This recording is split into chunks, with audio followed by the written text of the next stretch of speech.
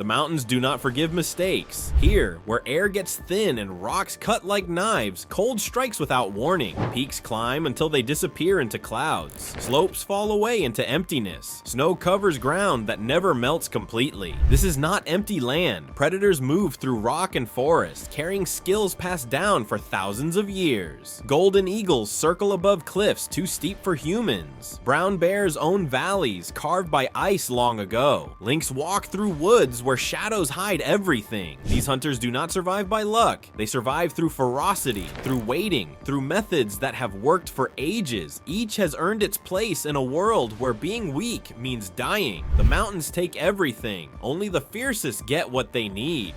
The golden eagle. The eagle rules the sky. Wings 7 feet across, catch wind currents that would tear smaller birds to pieces. Yellow eyes see details from miles up. Claws curl like hooks, strong enough to break bone. This is not a bird that waits for leftovers. This is the top hunter of high places. It hunts from heights where the ground looks tiny. 1,000 feet up, it spots movement on a cliff. A young chamois walks across loose rocks, away from its herd by 50 yards. The distance means nothing to the eagle. It tips its wings and falls. The dive comes faster than thinking. Air screams past feathers made for exactly this kind of attack, 150 miles per hour. The chamois never hears it. Impact happens in silence. Claws punch through skin and grip muscle. The force alone kills most prey. The chamois stumbles. The eagle rides it down. They fall together, rolling across rocks that break under their weight. The eagle's wings spread out, steering the fall, using gravity as a weapon. The chamois bleeds from claw wounds that cut through blood vessels. By the time they stop tumbling, the fight is over.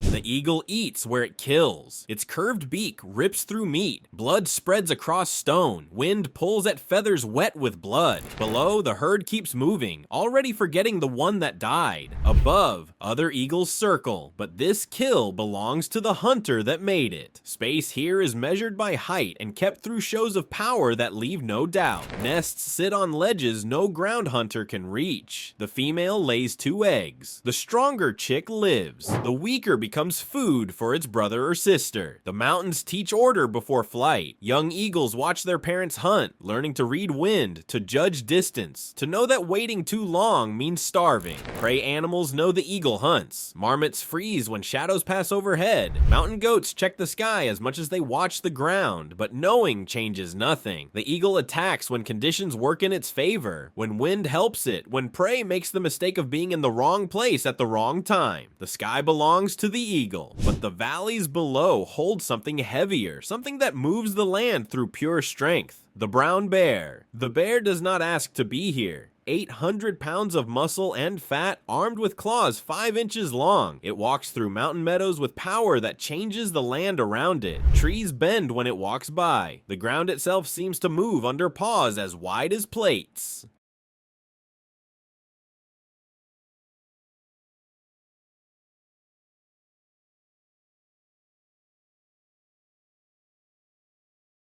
This hunter kills through strength. A marmot group spreads across a field of rocks, dozens of animals getting fat before winter. They see the bear coming. Warning calls bounce off stone, but there is nowhere to run that the bear cannot follow. The charge comes fast. The bear runs uphill, closing 30 yards in seconds that feel like heartbeats. Marmots scatter. Most reach their holes. One freezes, stuck by fear that helped its parents but fails now. The bear's paw comes down like a sledgehammer. The hit breaks ribs. The marmot dies without knowing what happened. The bear eats right away, tearing through fur and flesh with teeth made for both meat and plants. Blood darkens the rocks. Steam rises from the kill in cold mountain air.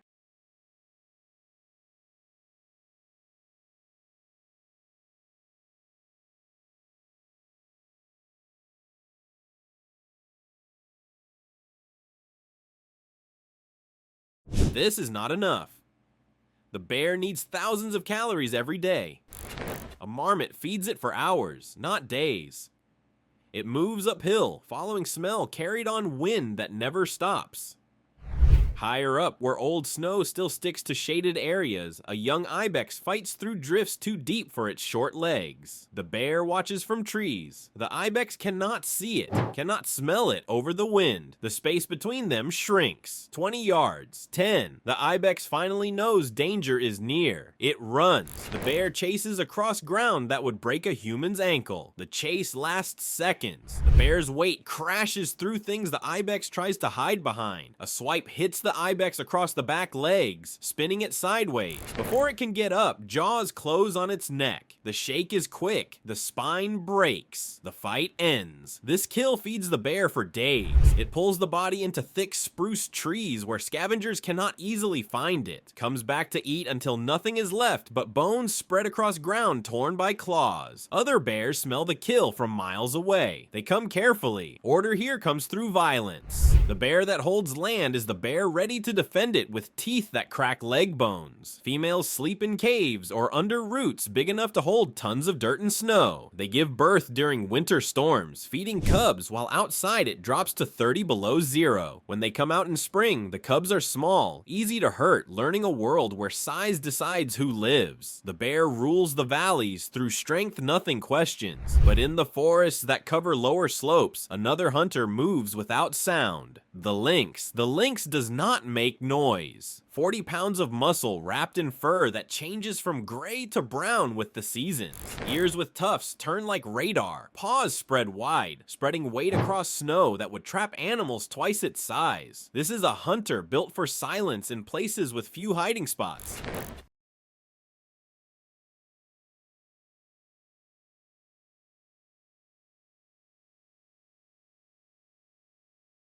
It hunts at dawn when light comes through trees and makes shadows thick enough to hide in. A snowshoe hare eats at the edge of an open space, pulling bark from low branches, not knowing that death watches from 30 feet away. The lynx does not move. Waiting here is not kindness, but survival. The hare shifts around, turning its back. The lynx flows forward. Each step lands without noise. Paws made for quiet movement press into snow without breaking ice underneath. Distance shrinks. 20 feet. 15. The hare's ears turn. It feels something wrong, but cannot name the threat. The lynx stops mid-step, body totally still, blending into the mixed light and shadow of the forest floor. Seconds pass. The hare goes back to eating.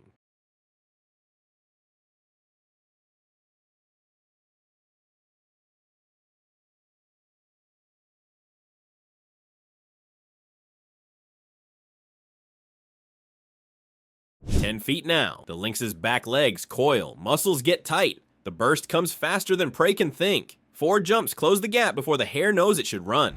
Jaws lock on the neck. The kill is instant. Clean. The hare goes slack without fighting. The lynx pulls its prey into thicker cover, eats carefully, tearing through skin, eating everything useful. Waste here is death delayed. A snowshoe hare gives calories for 2 days if hidden properly, buried under snow where smell fades and scavengers cannot easily find it. But hare numbers go up and down. Good years bring many kills each week. Bad years bring hunger. The lynx adjusts by spreading out, traveling loops that cover 50 square miles of mountain forest. It marks land with smell, with claw marks on trees, with urine that warns other lynx this ground is taken.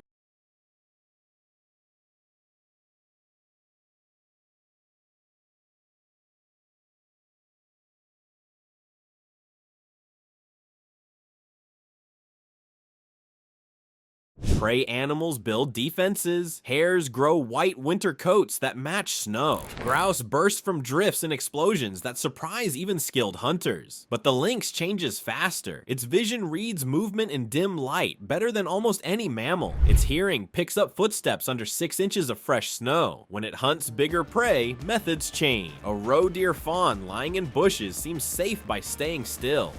The lynx circles downwind, reading smell, knowing the fawn is alone, that the mother left to eat. The stalk takes an hour. The kill takes seconds. Jaws on the throat, weight pressing down. No air rather than blood loss. The lynx eats for days on a deer kill, coming back until only skin and bone are left. It faces threats from bears, from wolves when they come this high, from eagles that can lift fawns from open ground. But the forest gives the lynx benefits size cannot match. It moves through fallen trees that stop bears. It hides in cover that wolves cannot get through. It lives by being what the mountain's bigger hunters are not. Land battles happen quietly. Two males meet at the line between claimed ground. They do not roar like bears or howl like wolves. They stare. The standoff can last minutes or hours. Finally, one backs away. Sometimes neither gives up. Then the fight comes fast. Claws and teeth rolling through snow until one breaks free and runs. Blood marks the snow. The winner claims bigger territory. The loser finds new ground or starves. The lynx is the ghost of these mountains, rarely seen, always there. The mountains strip away everything except what works under pressure. Its hunters win not through being mean, but through becoming exactly what staying alive requires.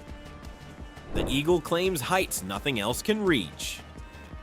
The bear rules through weight that reshapes the land. The lynx controls through silence that prey cannot hear until too late. Each generation improves what worked for its parents. Each season tests whether changes match conditions. Weather shifts. Prey numbers rise and fall. Hunting grounds change. The hunters that remain are the ones that adjust faster than the world can kill them. Ferocity here is not being savage. It is the focused result of millions of years of testing. Every claw strike, every killing bite, every patient stalk shows survival tested against the hardest conditions Earth offers outside the ice caps. The mountains last. The hunters that live in them last only as long as they stay the fiercest in their world. When they fail, others rise to take their spot. The cycle goes on. The peaks remember nothing. The snow covers everything. Only the living matter, and only until they stop.